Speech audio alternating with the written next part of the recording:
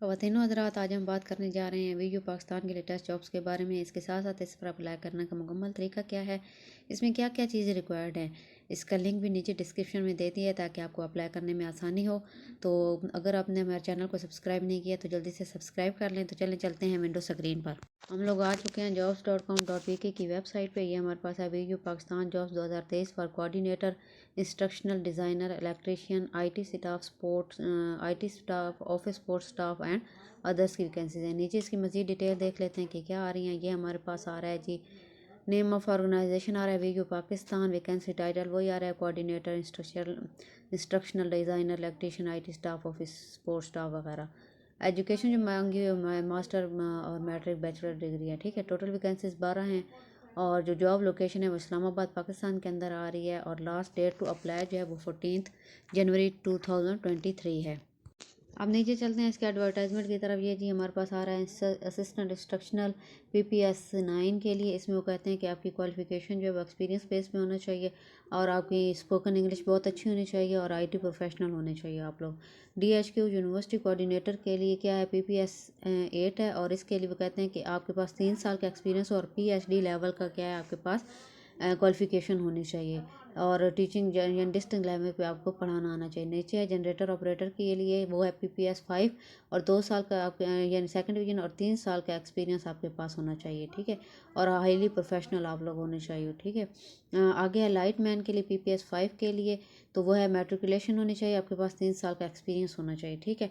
और नेक्स्ट जो आ रही है वो है इलेक्ट्रिशियन के लिए, वो भी PPS 5 के लिए है, तो उसके लिए सेकंड डिवीजन में आपने DAE इलेक्ट्रिकल कोर्स किया होना चाहिए, 2 साल का आपके पास एक्सपीरियंस होना चाहिए। आगे नेटवर्क मैनेजर आ रहा है PPS 7 के लिए, उसमें वो कहते हैं 4 ईयर्स ऑफ BS या BE आपके पास होना चाहिए किसी रिकोगनाइज यूनिवर्सिटी के अलावा, ठीक है। और इसके अलावा कहते हैं लैन वैन और ये स्विचेस रूटर इनके बारे में आपको पता होना चाहिए और आपकी स्पोकन इंग्लिश बहुत अच्छी होनी चाहिए।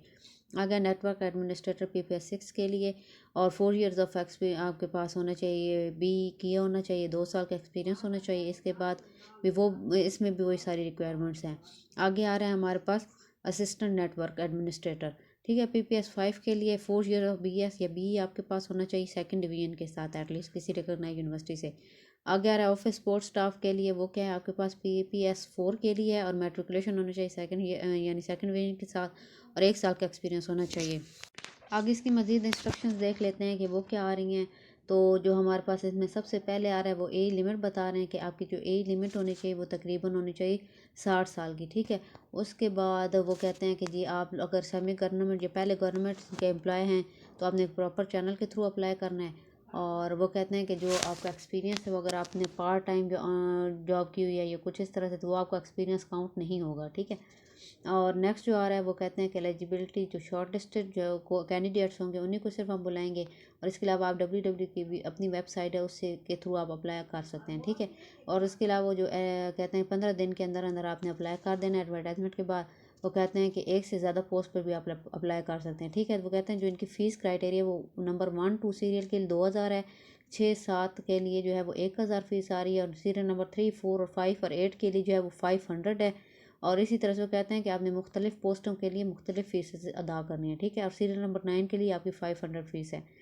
तो वो कहते हैं कि आपने इनके साथ फ़ीस चलान फॉर्म के साथ करना क्या है कि आपने कुछ चीज़ें अपनी पीछे लिख देनी है। जैसे आपके पास किस पोस्ट के लिए अप्लाई कर रहे हैं, अपना CNSI नंबर, अपना नाम और अपना फादर नेम वहाँ पर लिख देना है, ठीक है।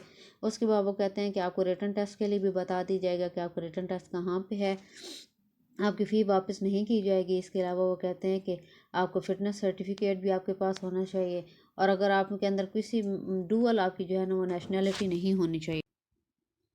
इसके अलावा वो कहते हैं कि आपको TD नहीं दे दिए जाएंगे, अगर आपने इन्फॉर्मेशन डाल दी तो आपको डिसमिस किया जा सकता है। और वो कहते हैं कि अगर वैसे भी जो कंपनी ये यूनिवर्सिटी को राइट है कि वो आपको किसी भी टाइम जो है वो निकाल सकती है, ठीक है। तो इसके लिए आप क्लेम नहीं कर सकते। नीचे चलते हैं, ये हमारे पास 2 3 ऑप्शन आ रहे हैं। इसमें अप्लाई ऑनलाइन है और डाउनलोड नोटिफिकेशन है। आपने जो करना वो मैं आपको अप्लाई ऑनलाइन पे क्लिक करके दिखाती हूँ। ये जी हम लोग अप्लाई ऑनलाइन पे क्लिक करते हैं, इस तरह की इनकी वेबसाइट ओपन हो जाती है।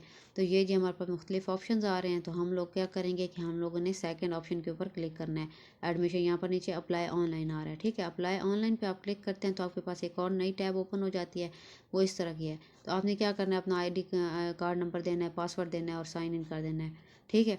और ये जी मुख्तलिफ हैं, आपने पाकिस्तानी है या नेशनल फ़ॉरेन से आपके हैं फ़ॉरेन हैं, तो आपने वो भी अप्लाई कर दें। सारी चीज़ें देकर साइन अप कर देना। अगर आपको नहीं अप्लाई करने का तरीका आ रहा है तो ये जी यूट्यूब पे क्लिक करेंगे तो आपके पास आ जाएगा, सारा बताएंगे किस तरह से। मज़ीद डिटेल भी ये जिस लैंग्वेज में आप करना चाहें या जिस तरह की इन्फॉर्मेशन लेना चाहें तो यहाँ से आप ले सकते हैं। तो इस तरह की मज़ीद इंफॉर्मेटिव वीडियोज़ के लिए हमारे साथ बने रहिए तब, और हमारे आने वाली वीडियो तक के लिए हमें दीजिए इजाज़त। अल्लाह हाफ़िज़। अल्लाह ताला आप सबको अपने हिफ्ज़-ओ-अमान में रखे। खुदा हाफ़िज़।